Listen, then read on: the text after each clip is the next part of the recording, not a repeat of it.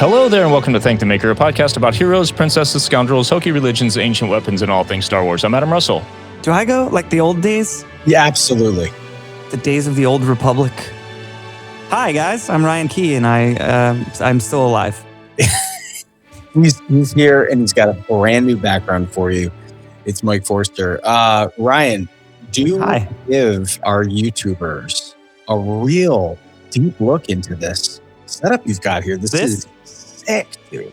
Okay, well, it happened. We've got a lot to get to. I'll go quick, but it happened sort of by accident. This is like some grown up, this is 40, but I built a big shed to store stuff in my backyard because it's ridiculous what you pay to put your stuff in a locker basically somewhere, and I want to stop doing that. So put this big thing outside to store stuff in, and all this, the desk that you can't see used to be in my recording studio. So I kind of had like the two desks as sort of like an L, and it was a little overstuffed in there. Anyways. And so as I was building that, I decided to kind of maybe like go a little size up from what I really needed. So I could put drywall in it's like 8 feet wide in here, and move this kind of gaming and streaming version of my life out here into this room. Also, my racing sim is back there. And it was just sitting in said expensive locker, 2 miles from my house, and I didn't have anywhere to put it. So I guess I have two caves now. Yeah. But this is work in progress. I'm gonna get these panels, these like Death Star wall panels up on all the walls, so it'll be back here. Jason from Wampa Workshop, he is fashioning like a really cool kit that goes on the center of this like Death Star themed door that I built, which I didn't cut the trim, but I measured and did all the templates for it. Sure. And man, math. Mm-hmm. Yeah. My brain was in pain, but I got it. I got it right. The guy who built it's done a bunch of stuff in my house, and he was like, "Man, that's really spot on. All your measurements were spot on." I was like, "Good," because that was really hard to do. I'm gonna wing it. When I do my door, I'm gonna raw dog it. It was like the process of sort of, finding your 2 points on each, because it's like there's two sets of angles on the door. Yeah. So you have to kind of find the point and just measure out, down and out, each point. And it ended up being it's off in certain places by like a 16th, or like it's like teeny bits off in places, but I'm not, just whatever. It's not. No, you know what I'm gonna do? I don't build stuff for a living, Mathematics. Projector. I talk about Star Wars for a living. I'm gonna do a projector. Yeah, you dumb thing. So anyways, this is my new little Death Star stream room, and I love it. Shout out our boy Matt at Streamlabs and Logitech for the hookup on that racing situation back there. That's right. That is right. That was a gift to me, and I use it regularly. The painting was a gift, Todd. I'm keeping the painting. Ryan, before we get into these episodes specifically, we did not get your take on. Give us a very quick brief. What is your initial reaction of Maul Shadow Lord? I know this was an exciting one for you. You're coming off a rewatch of Clone Wars. You've been texting chat, and then I think when this show dropped, when I said you're going to appreciate this show from the opening score, the opening whomp of where we're at. Yep. Give us your thoughts. Yeah, I'm in a really cool place with my kid. He's 2 years and change, and it's working. I'm the GIF. It's working. He's really into Star Wars, and so we watch the animated stuff because he obviously doesn't really know what's going on yet, but he knows he likes lightsabers and Chopper and R2D2 and whatever. So we've had a lot of Rebels and a lot of Clone Wars on in the house, so it hasn't been a proper straight through rewatch. But there's been a lot of times where I'll see an episode, and then at night, after everybody goes to bed, I'll be like, okay, I actually want to sit down and watch the episode that was on today, because what a killer moment that was, So yeah, I've had a little Maul back in my life even before the show started, and Callan has, my son, we have a book of I think anyone who likes Star Wars and has kids has like all the Darth Vader and Son style like little golden books, Oh, yeah. And there's one that he's in it pretty early in the book, and he just immediately goes, "Is that Darth Maul?" Every time he sees him, So yes, I was excited for this. I love leaning into a little dark side. It feels good. I feel like this show has a lot of the ingredients that if you've listened to me speak on this program before, that I enjoy a lot in terms of feeling really lived in and real. I think the world building we're seeing here, it feels like a real police station, and it feels like cops on the beat, and it's fantastical, but it's I don't know. It feels like a place if you were in this galaxy, you would be that it all feels real. I mean, it feels like Dude, you know what I keep comparing it to? The relationship of this cop who's just kind of stressed out and he has issues with his kid and his ex-spouse, I guess we're finding out. It reminds me of Heat. It's Pacino in Heat a little bit, and Maul is De Niro in a way. But it's also making me think of Zodiac, like the vibe of those cops who just can't get out of their job as their whole life, and they're obsessed. The Wire. I mean, we've seen that for sure.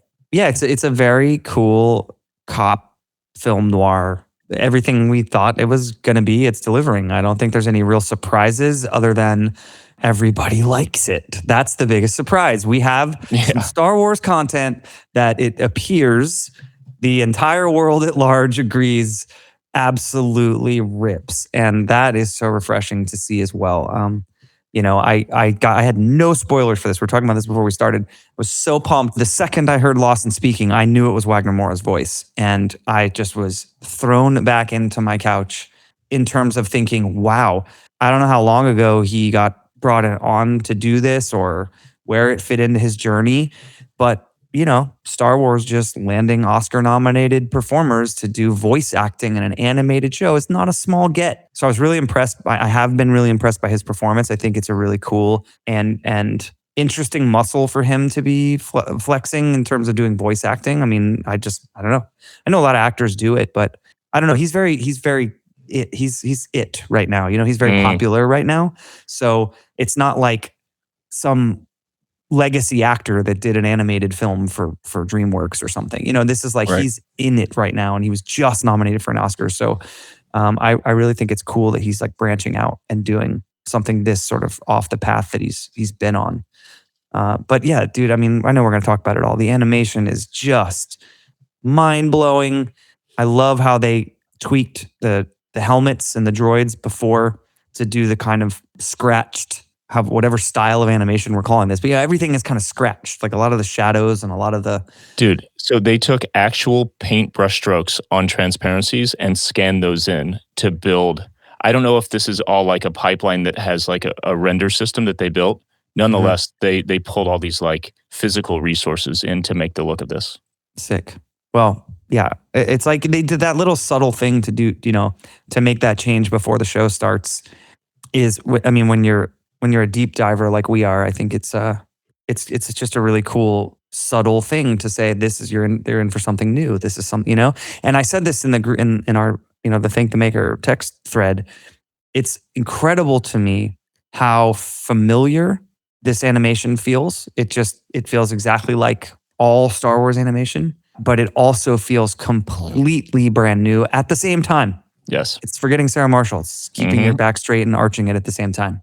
Nice. It doesn't make sense how cool and mind-blowing and like never before seen it feels, but it also feels like Maul from Clone Wars, just like where he belongs, back on screen as an animated character. Totally. I love it. I love the music. I love the story. I think my greatest sense of joy around this show though comes from the community loving something all together. And I don't want to hear anybody saying finally something good. I just mean just take it. Let's all just appreciate that everyone is excited about Star Wars for a minute and enjoy that while the world burns around us. Because sure, that's what Star Wars is. That's why we love Star Wars. So I'm very pleased, very happy, and stoked to be back on the show to talk about it. Ooh. Well, we were also stoked to talk about it that we wore the same brand new Roosevelt's hoodie without even coordinating. Dude, this was not organized, friends. Here we are. Shout out to Roosevelt's. And the background, this we're going to try to do this not only with the Maul series, but going forward. Instead of some generic stars background or something else, there's all these amazing patterns that Roosevelt's has on all their shirts, and many of them lately have been designed by our very own Mike Forrester, including this one, right? That is true. You made that. That is true. That is very true. I was wearing it on a Sabers. shirt last week, which is crazy. Let's get into this because I think for a lot of people, this show is really starting to. I think the initial reaction was like, oh my gosh, Maul is back. We're getting a tone, but now we're getting into where we think the show is heading. What have you done with those plans? It's been a minute. Don't you love the bumper? We love a bumper. Stolen Plans Chapter 3, Whispers in the Unknown. The Disney Plus description says, as Maul's plans come together, Devon considers her options. Directed by Stuart Lee, written by Julia Cooperman, and the score, of course, by the Kiners. Runtime is 23 minutes. And I think should we do Chapter 4 at the same time so that we at least get it out there? Yes, but shout out the other things that Julia Cooperman has written. 2 episodes of Willow, the series, and 2 episodes of Absentia, who friend of the pod and Ryan's childhood friend Patrick Husinger was a star on. Yes, very cool. I just saw Patrick in London. It's coming, I believe it'll be in New York. It's going to happen. Ooh, if you have a chance to see Paranormal Activity, the stage play, it's not connected to the films in any sort of like in terms of canon or anything like that. It's just a spooky story on stage that has the brand on the name. And I was in a sold out theater and I saw it, and it was one of the scariest, coolest, certainly theater experiences I've ever had, but really just entertainment. It was incredible. And Patrick it's really a special time and moment for him. So yeah, shout out to Patrick and Absentia and that whole crew. Stoked for him. Love that. Chapter 4, Mike. Chapter 4, Pride and Vengeance, Disney Plus description, is a confrontation between Lawson and Maul threatens everyone. And that is certainly true in this episode, directed by Nate Villanueva, written by Amanda Rose Munoz, and of course, scored by the Kiners.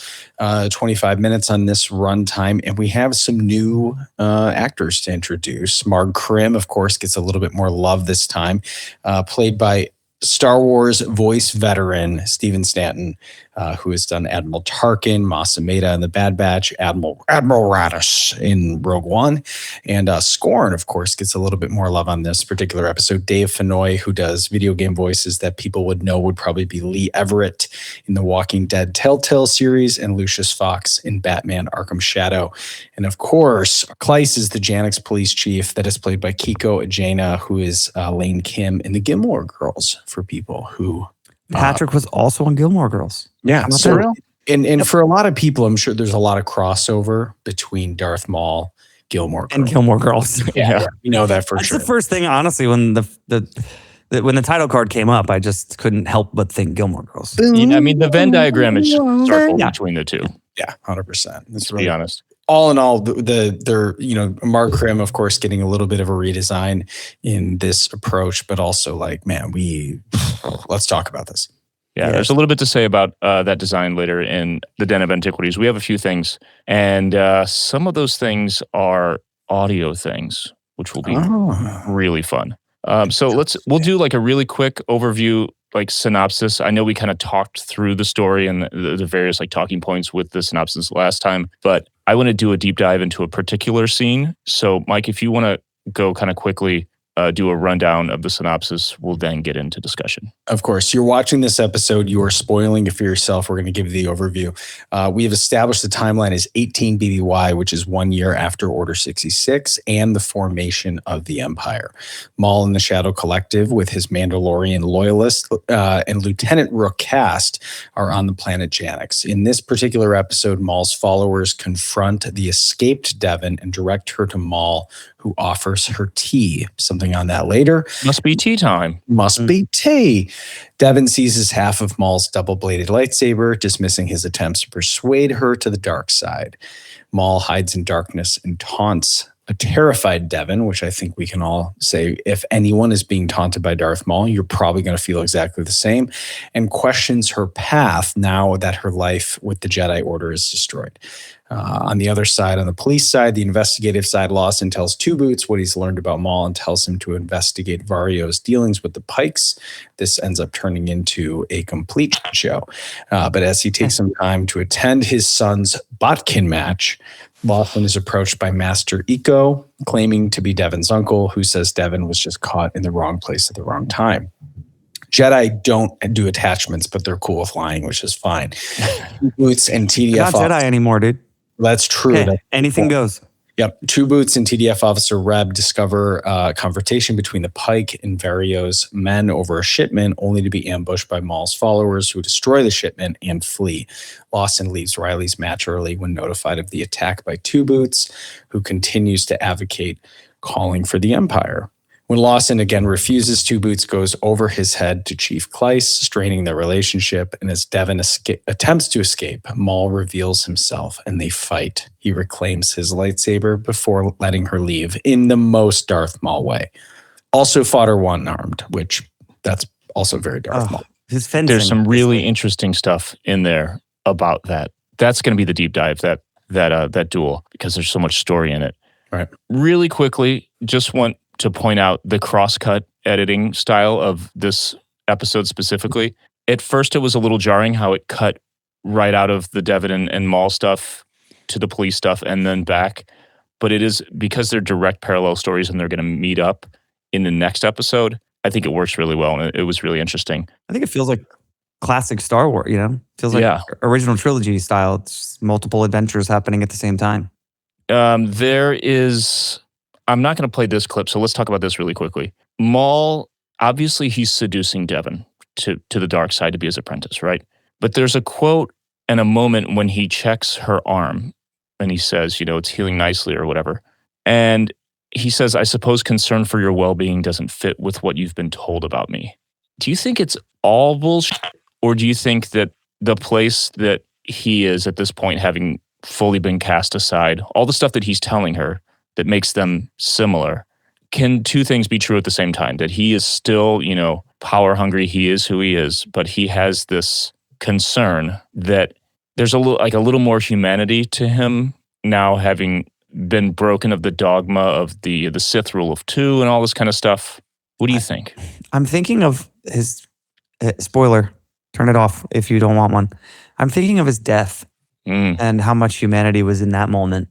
Yeah. And that just sort of, I hadn't really thought about this till you brought it up just now, but would make me think, yes, underneath it all, what you saw there at the end in Obi-Wan's arms that's inside, that's in him at all time. You know what I mean? Like those things are who you are, and I think he covers it up because he feels like he needs to compensate for feeling like a failure and being cast out by his master. And I think he has genuine compassion for her. I think you see that in the Clone Wars and Rebel, and all the times that when you really get a good Maul arc, there's a lot of depth to what he's doing and what he's saying. It's not just bad guy swinging lightsaber. There's always a lot of conflict in him. He did the same thing to Ahsoka Tano. Yeah. So I do think there is humanity in there, if that's the word we're using. But I think he's just a really well written for many, many years now character, because there is so much duality and conflict in him. It's what's so compelling. It's why you want to watch. Why everyone wants to watch this show, because of him and root for this terrible guy. Yeah. Yes. Yeah. That's the best kind of character. It's in my opinion. You're always going to have your heroes and your Luke Skywalkers, but I think the most fun to watch are those characters that you love to hate. And when it's done right, this is perfect execution of that. There's nothing better in cinema. Well, let's not also he is an opportunist. He is. Yes. He understands that the last time he tried to take on the Empire by himself, he failed quite miserably, and it cost him quite a lot. So I think from this standpoint, understanding that his angle now, his chess piece, is relating to the sympathy of frustration that the Jedi feel because a friend of his enemy, essentially the enemy of his whatever. How would we relate that? Because fool me how does the damn saying go? A friend of okay, George W. Fool me once, fool me twice. Fool me 3 times. From that standpoint, the idea that both of them are against the Empire is an opportunity that he plans on taking, because he understands, he actually respects the Jedi in that sense of he literally is talking about it the entire episode of saying you don't tap into your power, you have access to this power, you aren't taught to use it, all of these things, but he knows it's because he needs them more than he knows what an asset she is. I mean, to your point of being an opportunist, like if he can bring her to his side, I mean, and that's the thing. I think he's broken from the idea, or he's free of the idea that like there's only the two all-powerful Sith. But I think he still subscribes to the idea of master and apprentice in a major way. For sure.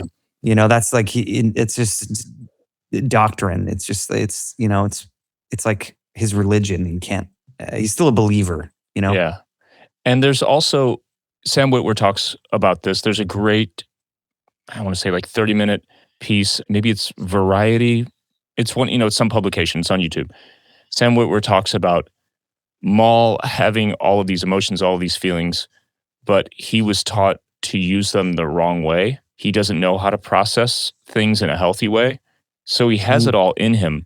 He leans on instinct because that's what gives him power rather than like the greater power of being able to control those things and rise above it. He's more like any other non-human animal who's more bound by instinct. And I think in these situations where he's trying to sort of extend an olive branch, he does have ulterior motives, but he's being genuine. But then as soon as he's turned down, it's a switch flips, and it's like, oh, now I kill you.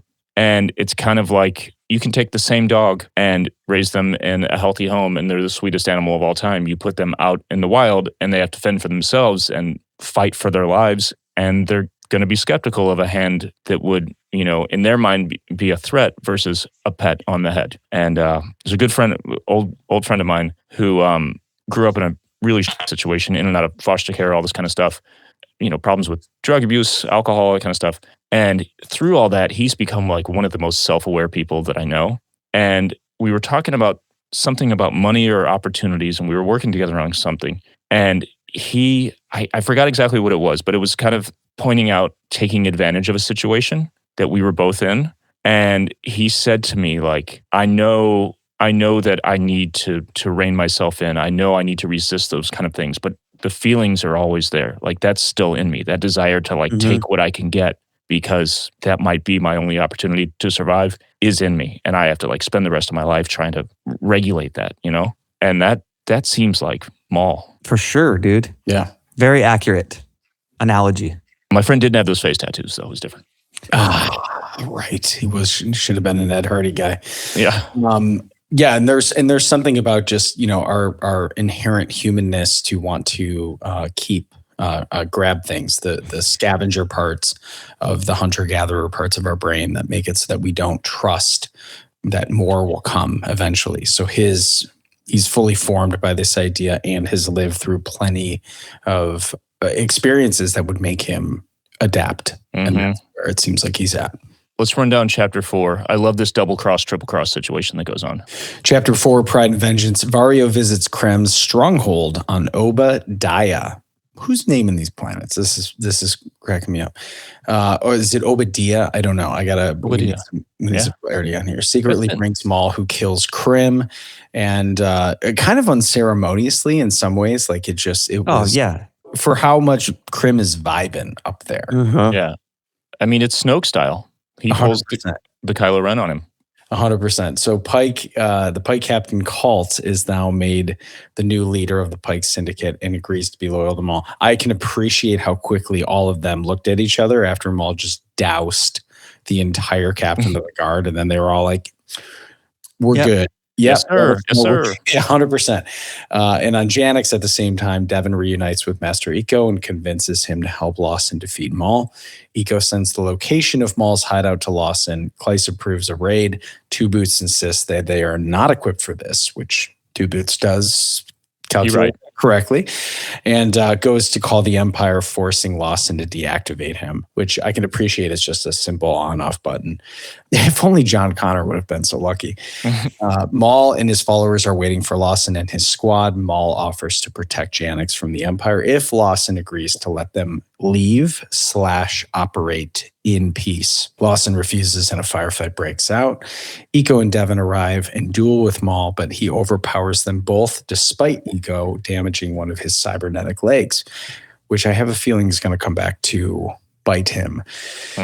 Maul and his followers retreat as Klyce arrives with reinforcements. Lawson finds Iko and Devon and realizes that they are Jedi. He tells them to flee before the reinforcements see them, and Lawson is soon reunited with Two Boots, who has indeed been reactivated and did ask for forgiveness because he called in the Empire. And as we all can expect, that classic theme of the Galactic Empire as the Star Destroyer rolls up, arriving over Janix, which is such a tease. It had that Jeddah feel of it, like being low to the ground over the, just like, remember the first time you saw that? You all remember. I mean, it's like you'd never seen a Star Destroyer in that setting, you know? Yes. And yeah, they really went in on how cool of a concept that is here. It felt very like Ahsoka when Thrawn's, when the Chimera shows up, it just looming. Did you hear Spybot? Shout out David W. Collins on this. He goes, "What that noise? Uh-oh. What that noise?" What that noise? I'm leaning towards episode 3 as my favorite of the two, but this felt like one long episode more than the first two did, I think. It was continuous. Where it picked up was, right where it left off. And like I said before, the editing was to set up the intersection of the two parallel stories. So I loved it. I thought it was amazing. There was also a great little backstory piece in there that I think we missed. Maul tells the backstory of what happened after the Siege of Mandalore to some degree, at least to fill in why he's getting revenge on Krim specifically. He says, "I was alone after the tragic events on Mandalore, and I came here to you, my old ally, seeking safe haven, but you tried to kill me. You failed. This is what awaits all those who have betrayed me." He's telling this to this dead body, which was pretty sick. So I went to Wikipedia to see if there was some of this in comics, and apparently there wasn't. So this specific thing, where everything went to hell and he decided he needs to take revenge on everything because the whole syndicate collaboration fell apart.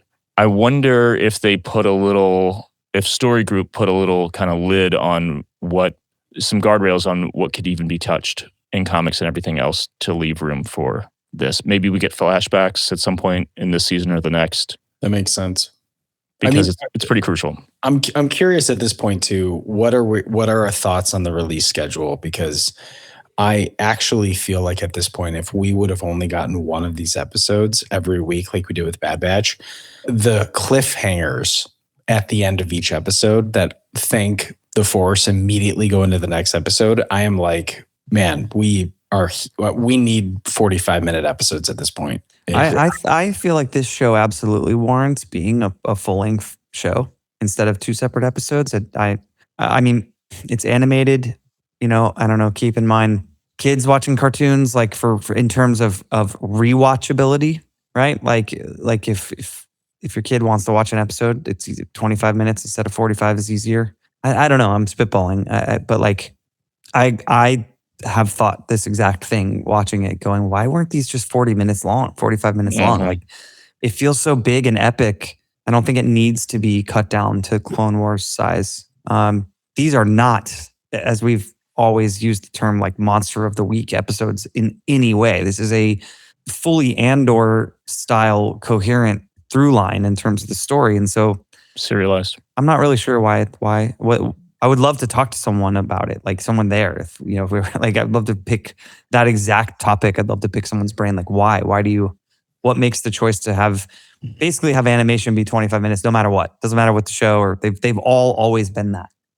It seems like before tradition at this point. Yeah, I mean, in the Disney broadcast days, that was just the format. I assume, and now in the streamer days, it's Disney's fully calling the shots. So I'm sure Dave and company would love them to be longer. And I'm sure while it's being developed, there's other things that are happening that are like, this is taking longer than we thought. We have to move this up. Surprise, surprise, something happens.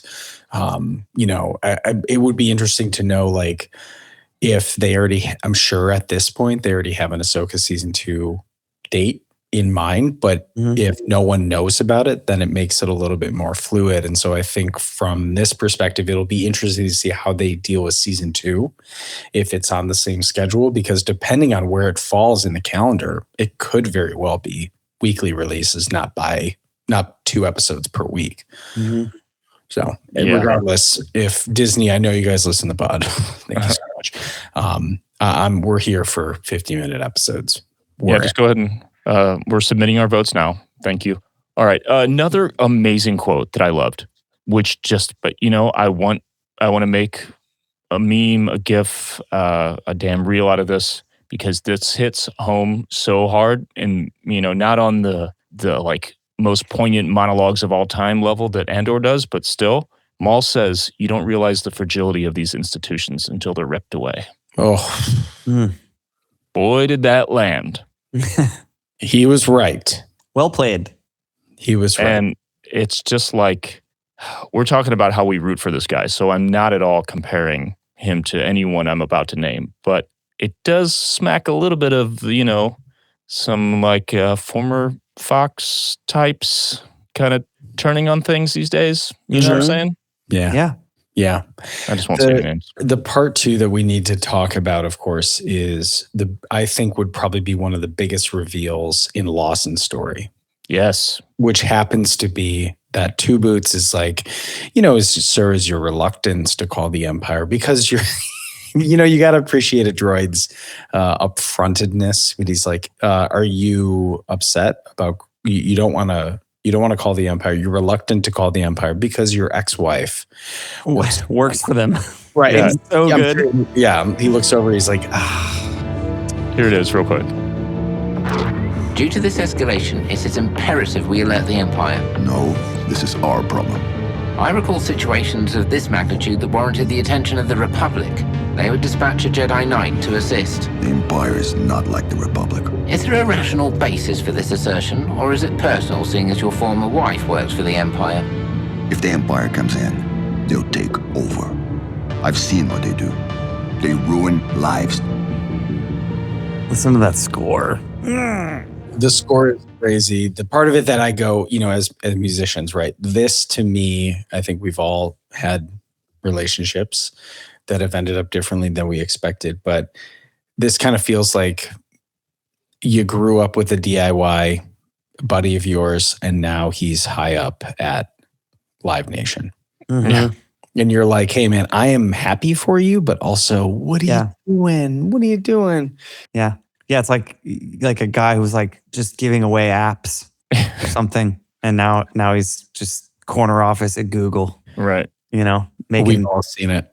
We've all seen it. But from that perspective, it's what is your interpretation of that? Do you think that is what is happening, or I think we're gonna get I hope that she's a part of the show, and we're gonna get like a sick reveal of this like just absolute boss. Not whatever she does, era, but basically Dedra. Yeah, sure. Yeah, a Dedra style, but maybe not, because Dedra was who she put forth. I feel like Lawson's wife is, like I don't. You're saying she's more like Governor Price. She's not gonna you're not gonna find her like crying in a closet, and I don't know. I just get the vibe like they're, he's a cop. She's, they're just like rigid people, and I don't know. I just wonder if she's actually going to be in the show. I think it would be cool if she is. I mean, you would think that the writing is sort of going that way. Why would they? Your former wife works for them, and now a Star Destroyer shows up because the Empire is going to take this whole thing over and get super involved in the story. I don't know. It would just be cool, like the best kind of. I don't watch these shows, but I know when they're good, like it's CBS cop drama style. If like he's like facing off against his ex-wife. She could walk right down the ramp as like the commanding officer. Yeah, that's what I'm saying. That I think that would be really cool. That's some Filoni drama right there. But I think you know, if you go back a couple episodes and you listen to that relationship of Riley and his dad, right? He kind of, there's almost like a reluctance that Riley has with his dad that's kind of like, hey, you know, mom said this, and he kind of brushes it off as like, I think as dads experience, especially, you know, single dads, is like this idea that like your life changes because the same way we, you know, Ryan, you're a dad, right? There's parts of it where people go, oh, you know, you're babysitting tonight, and you're like, no, I'm not babysitting. That's my child. Yeah. But society has men in the same way as like I remember, like I have a daughter, right? You have a son. Being at the park with my daughter, you just get looks.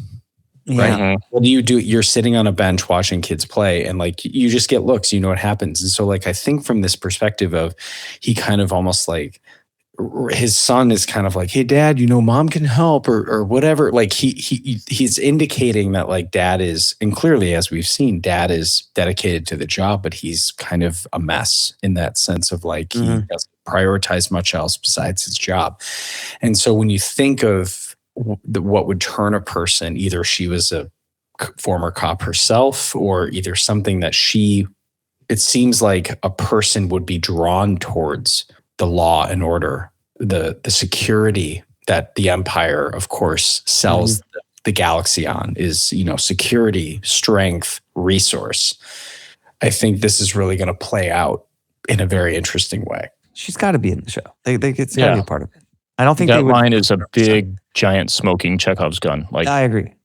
All right, let's look at a couple things. We'll get into this longer scene. First, let's just hear this amazing little bit of sound design. Shout out David W. Collins again. This little temptation right here. I had to find my own way.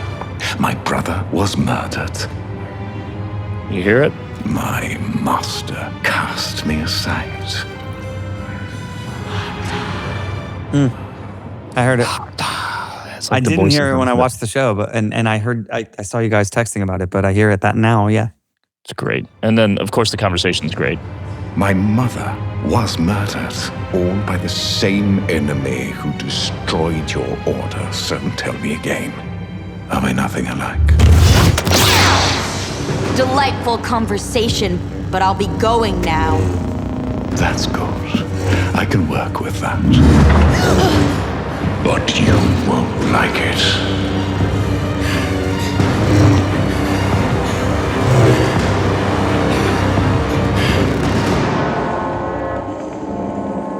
Bro. Terrifying. Unreal. It's so good. The animation on the sabers is yes. So badass. Dude, just the like vibration on the outside of it, just so badass. There's all this subtle little stuff where you can tell they had more budget and or the render times are shorter and like just the models they're working with, everything's more efficient. Because there are little things like we would see in the Clone Wars back in the day where everyone, for the most part, if they didn't have a specific action to do, they were crossing their arms. They were walking in very rigid ways that felt not so different from an NPC in a video game because it was expensive to do more. And now they have stuff like when they go to do the double cross thing and Maul shows up and he kind of like creeps back up the stairs, like, oh God, you know, he stumbles. He like kind of knocks his heel on the step and then kind of looks a little bit over his shoulder and very fluidly, naturally steps up the stairs. Like that takes a whole lot of work to have this little guy just show that like in the background, fearful emotion physically in the background. Yeah. I mean, the technology in terms of GPUs and all the stuff they're using compared to even just, I mean, when did Clone Wars end? 2021? Yeah. Yeah, 6 years ago. I mean, it's light years from that. Yeah, so, and that show was beautiful. Like at the end, so it's wild. I was gonna say really quick, I had that scene. I sent you guys a video of it, but I have a pretty cool like grown-up theater situation in this house for the first time ever. You know, like I have a projector and like screen that comes out from the ceiling, and it's just I'm so pumped every time I turn the remote and the screen comes down. I'm like, you know, doesn't get old. But I have like the Philips Hue thing where the lights follow the film or the game, whatever you're doing, and you can really tell it like where in the room those lights are, whether they're next to the TV, behind it, whatever. So my screen comes down in front of my studio desk. So I have lights all over. I have a light behind the monitor. I have a light on the desk. I have 2 lights on the ceiling behind the screen. So I have all that playing along with the show. And so when she picked that red saber up, dude, and started swinging it across the room, the whole room was going like red, red. It was just, man, I have chills. Like, it was just Great. Ultimate peak man-child Star Wars joy. Oh, it was so good. Let's look at one more little animation thing before we get into this scene to talk about. This one is really quick and subtle, and I didn't notice it until I was going frame by frame in Final Cut, putting these together. Man, it's good. And it's so smart, and it's one of those things where you have to wonder, did the animators just think it was cool? Or as they were doing it and coming up with this, were they like, ooh, what if it means this? And then they lean into it, make it even better. So check it out. Okay, this is the force push when she finally loses it in this first kind of seduction moment in episode 3. Watch really fast. Look at that saber. Watch Maul. Did you catch it? Watch it slower. Are you watching Maul? Like, watch his body. Slower. You see that? Was it like a chromatic aberration? Yes. Yeah. Yes. It separates the red, green, and blue as he gets pushed back. So it's not just a motion blur, but the 3 different color channels go at different times. And there's also some other effect on there. But it's like she knocked the Sith out of him. It's like the spirit separates, and the green pushing, there's like, I just rewatched last night when Mother Talzin brought him back from his, sort of like famished robot legs state from, the trash heap. And I'm thinking about all the green mist of the Night Sister magics. Watch again, watch the green come out of him in super slow motion.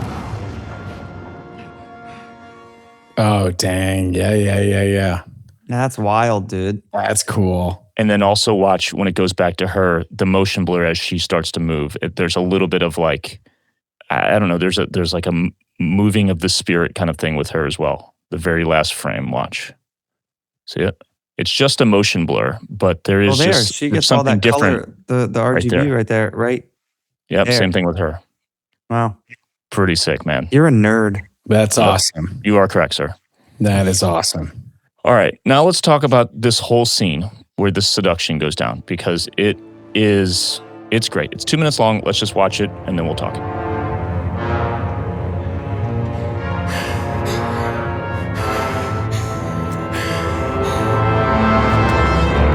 I'm sorry, I have to pause right here. Look at this Spielbergian reveal with the shadow of his head. Bro. Spielbergian. I love that. Good. This is Rogue One. This is Vader arriving in front of Krennic. Yes. You did not think I would simply let you walk out of here.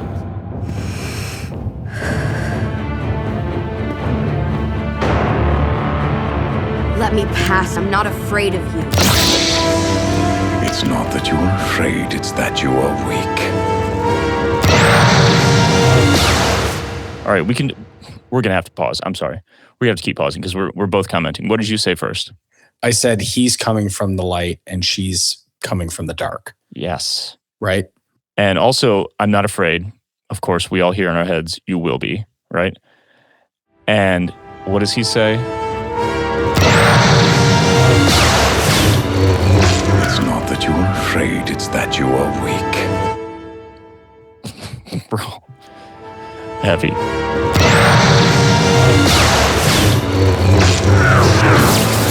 You have no purpose, no hope. His choreography is incredible. That behind the back block was so nasty. Yes, and he's one-handing. He's got his arm behind his back like he's fencing. He's basically two-handing. fencing, yeah.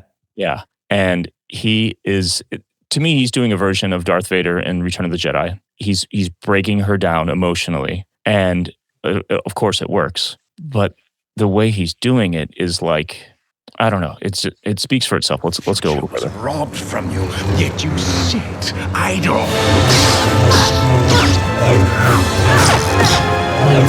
You are one of the few Jedi who survived. Now you squander that gift.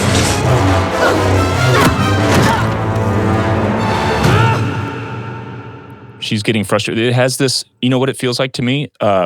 Morpheus training Neo for the first time. I like that. I like that a lot. Stop trying to hit me and hit me. Exactly.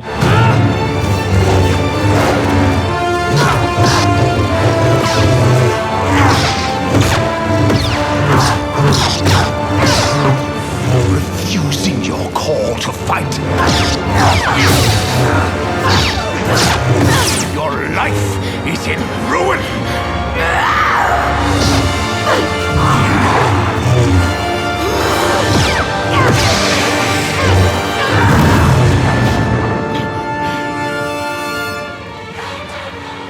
What do you think? Okay, so she bests him at this moment, just for a second with the force push, right? She gets the upper hand for one moment. He takes a hit. What do you think it is that like pushed her over the edge? He said all these great things about, you have all this potential, essentially, like you were one of the few who survived, and now you just live in the streets. He's pulling a rat in the desert kind of approach, like he does with Kenobi. I mean, not knowing what she saw in the end, but assuming what she saw in the end, I think the final straw of reminding her that she's one of the only ones that survived, Think about like all of you're taken as a child. So essentially everyone around you becomes your family. So it's not even like losing your friends. It's losing the only real family you've ever known in the purge, And so I think, I don't know, I guess that was probably just really triggering for her to hear you're one of the only Jedi to survive. Well, and that scream though from her is just evil. He comes from the light, she comes from the dark. Like her story is obviously, literally far from over, but I just mean, I'm not convinced that she's not going to aid him. Well, this is turn to the dark side.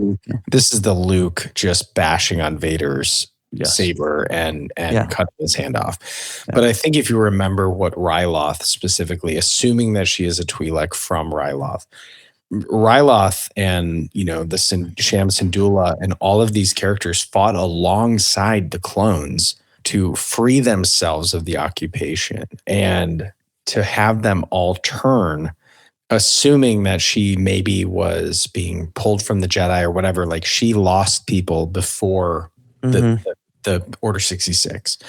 So I think this idea of like, she is, every time he says something, I think the scream is like, I don't want you to be right, but I know that you're right. Yeah. Yes, absolutely. And especially this last one, what does he say here? Your life is in ruin. There it is. Your life is in ruin. Like you said, everything from the very beginning, where she came from, where she arrived, and she thought she was going to be forever. The family that she thought that had adopted her is gone.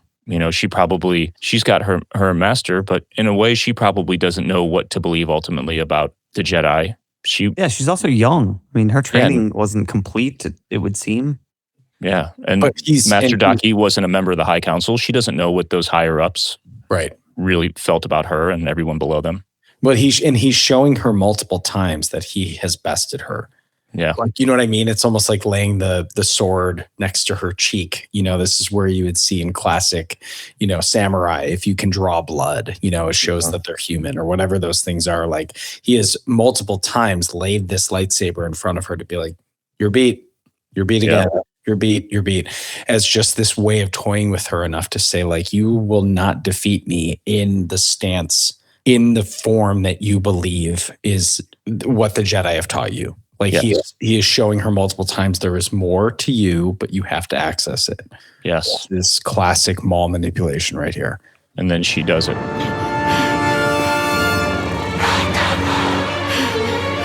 And there it is again. Mm-hmm. She gets a hit on him. She looks away.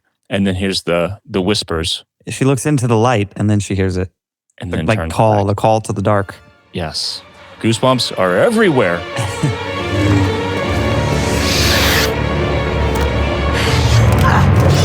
I'm going to need that back, Devon.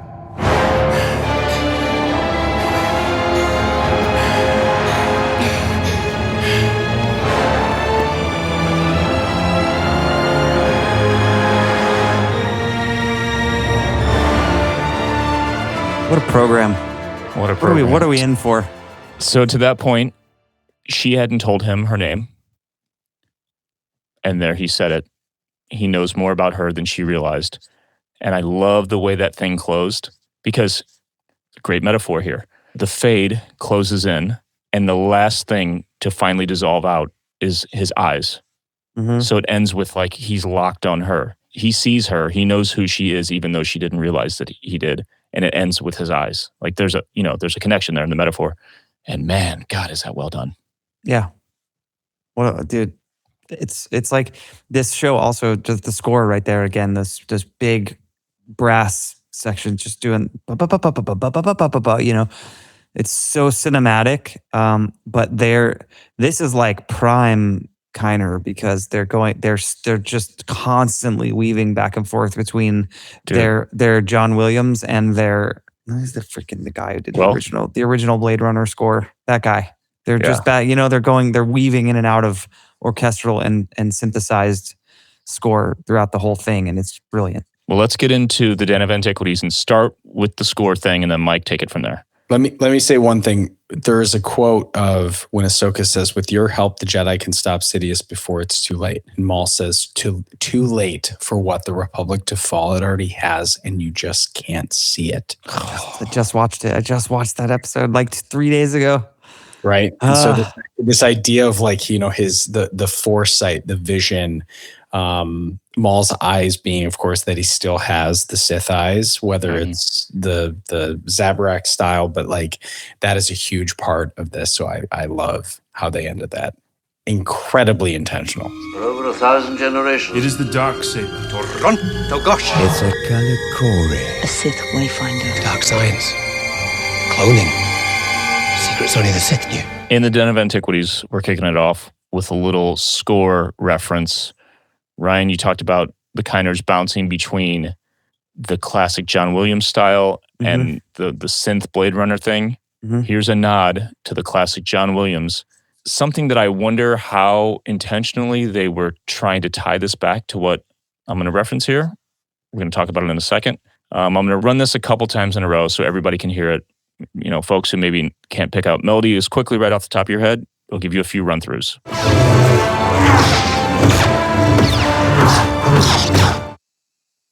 Did you hear that?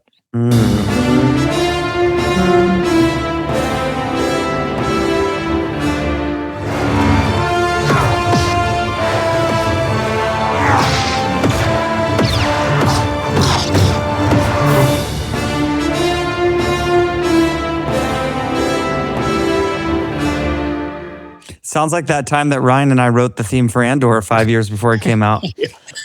That whole thing. There are of course a few other notes in there. That's really, really rad that you picked that out. Man, I didn't. I mean, yeah, I would have never caught that, but that's amazing. The cool thing is that cue isn't called Duel of the Fates, but it is in keeping with that theme of the prequels that there are these two possible fates for Anakin or for any Jedi, any Force user, the light or the dark. And Devin having this moment where it's hard to pull an exact parallel, but there's a light side user fighting a dark side user. And things can go either way. And I think the music is saying that. One more time for everybody. I was just going to say, though, what I love about this is it is not an accident that they're both using red lightsabers. Yes.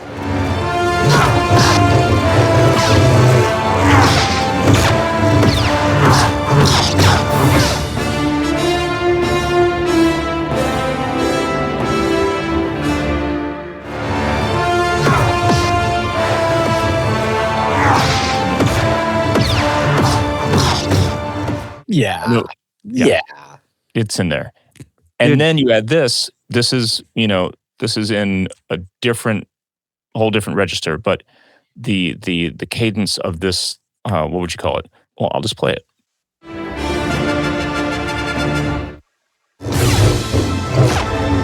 Yeah, that's starting the horn section or whatever that. Yeah, I'm not sure what you call that like type of performance. Obviously, it's really staccato, like. It's like a fast pulsing kind of. Yeah. It's a counter melody on the horns, and I mean, to your point, Ryan, this is Obi-Wan trying to pull Anakin back into the light with 2 blue lightsabers. Mm-hmm. This is Maul trying to pull Devin into the dark with 2 red lightsabers. It's so deliberate, dude. It's not. I mean, I didn't pick up the music. This is incredible that you discovered this or heard this, Adam, because it's really a testament to how what we talk about all the time. What is Star Wars without the music, and especially the big stuff like this. This show is going to be big time. This is a big deal. The fact that the fan base is reacting the way they are, and clearly what we talked about tonight, the production and everything being feeling just so next level, and so this gets the full. These guys were allowed to spend some money and make a score for this show. You know what I mean? This is that's an orchestra. That's not a synth. It's not a Korg. Those aren't no, I don't mean like there's a lot of synths in this show. I just mean that's not someone playing horns or flutes on a keyboard like I have to do at home, because I can't be like, hey, let me get all my my flute players together and head off to Abbey Road tomorrow. They got to do all that for this. And that connection you just showed us all is just a testament to how powerful the music of Star Wars is. Because now, I mean, dude, I'm gonna go watch it, right? I'm gonna stay up way too late. I'm gonna watch those fight scenes back to back. There's no way that was not a conscious writer's room, thing. Like, oh, well, remember that one time? Yeah. Blue lightsabers. We're gonna do it with 2 red lightsabers, and everyone was like, "Yeah, let's do that." You're damn right we are. Yes. We have a bunch of patrons in the chat right now, cool. also reminding us that the whispers seem to be coming from Maul's lightsaber in the moment we referenced earlier, and then when she's leaving. I wonder. You know what? I have a thought about this. A theory that we may have mentioned in another bonus segment. We'll do it after this. I have an idea. I don't know if this is how it works with dark side users and Sith, but I have a thought about why that saber in particular would be calling to her and what the implications of that could be. So that'll be bonus for patrons. Okay, but tease the people a little bit. What in the Ventress are you talking about? I think Devin is fully going to turn. I think she's going to turn, and I did the first time I saw her. And I'm already in my head working out how to do the motion graphic to change her name from her name to her other name. Yeah. Okay. So but there's more to what I'm thinking of with the saber and everything, and some of the implications of that are on screen right now in the background. So, Mike, let's talk more about what's in the Den of Antiquities, and then we'll get on out to the bonus segment. All right. Well, of course, some of the whispers that almost sound like a breathy chant. There's a little bit of speculation that they sound very similar to the chanting of the Sith Eternal in the Rise of Skywalker. And so when Palpatine puts his hands up and kind of calls on the faithful, and they all kind of have this chant, there is something that is tapping into a deeper power than, say, just what Palpatine wants to wield. So if we get some more what would we call it? Investigative work on the audio side, that could be an interesting pull. But stuff that we do know, of course, not long after he escaped from his exile on Lothal Minor, Maul was introduced to Cassius T by Death Watch leader Pre Vizsla, who believed the tea was good for one's health. Years later, he shares the same tea with Devin Izara.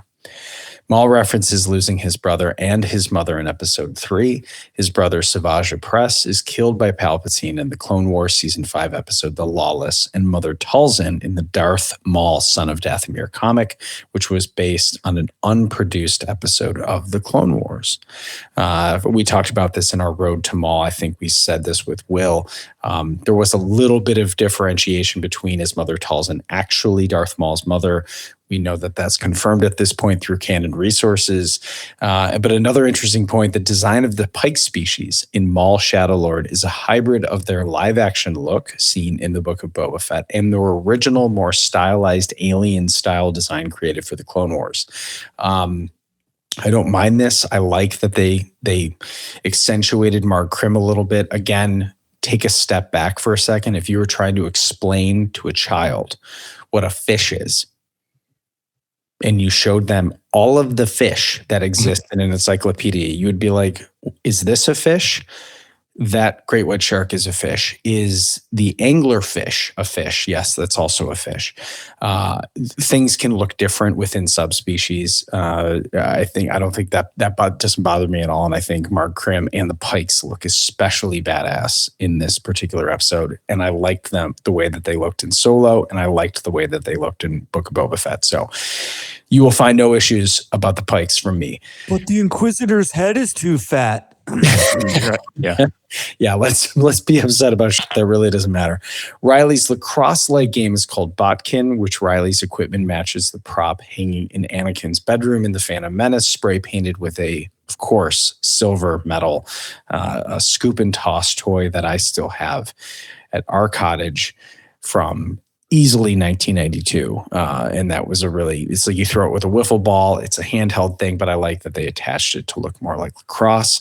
Krim threatens to feed Vario's remains to his Nexu horde, a reference to the vicious cat-like creature with whose head is also up at Galaxy's Edge in Dok-Ondar's, but was made famous in the arena battle from Star Wars Attack of the Clones.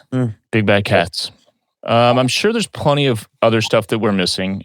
And, a lot of it's just going to be like simple, alien species, Arabesh on the walls, on signs and stuff that we could probably do in social posts.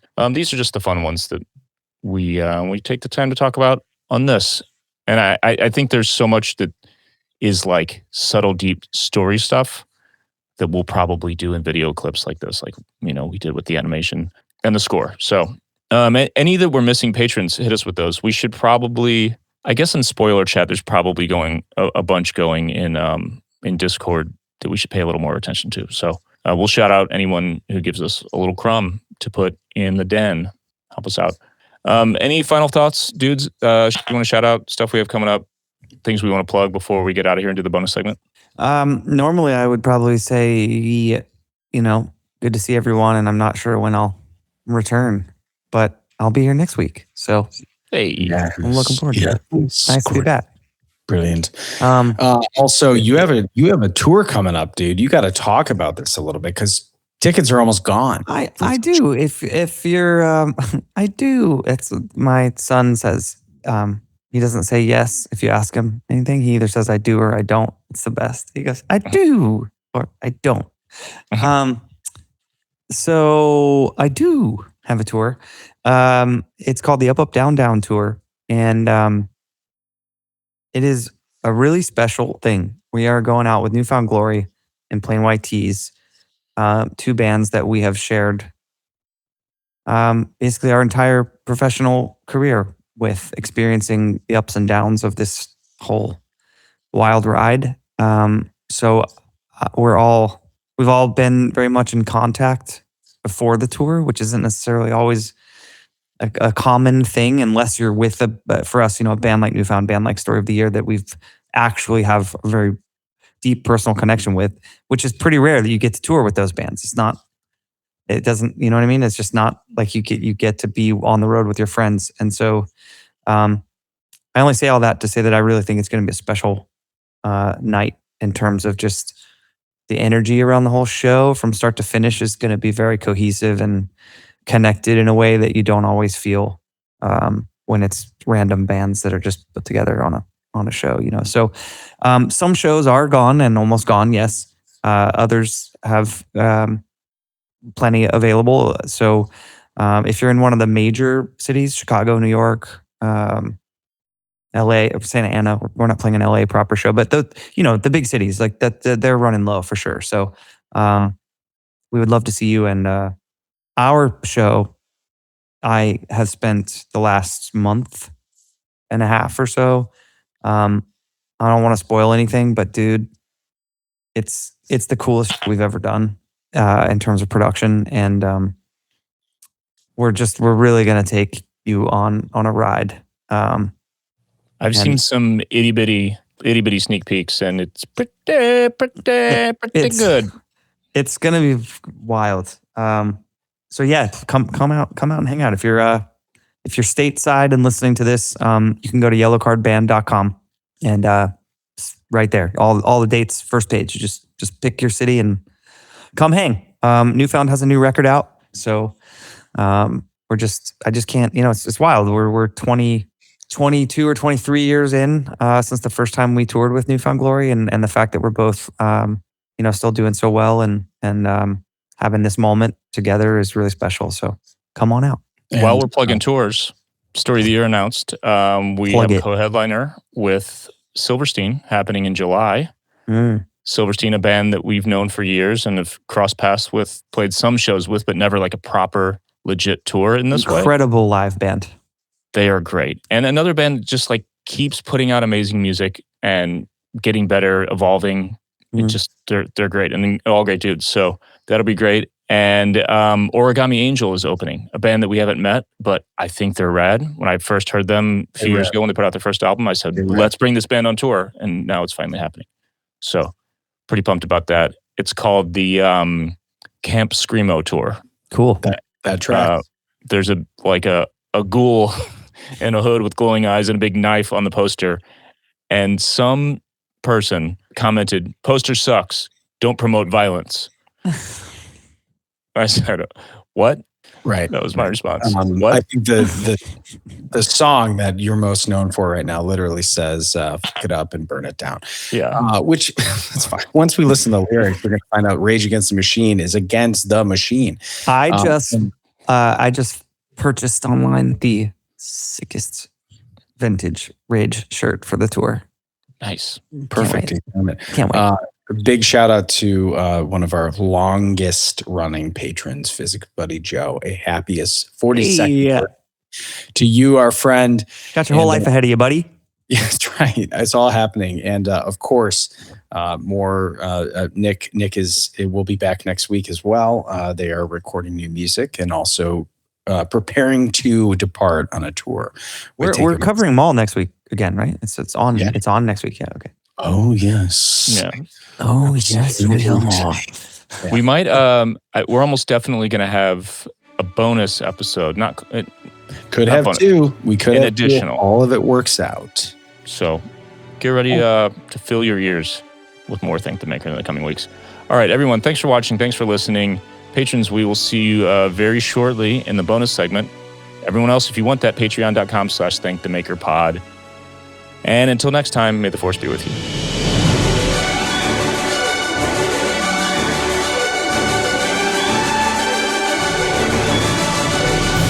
Thank the Maker is produced by Adam Russell and Jason Chiodo and edited by Jason Chiodo. If you enjoy the podcast, you can support us by leaving a review on Apple Podcasts, Spotify, or wherever you listen. Or you can support us directly at patreon.com/thankthemakerpod, where you can get access to our Discord server, exclusive content, exclusive merch, and more. Our patrons literally make Thank the Maker possible.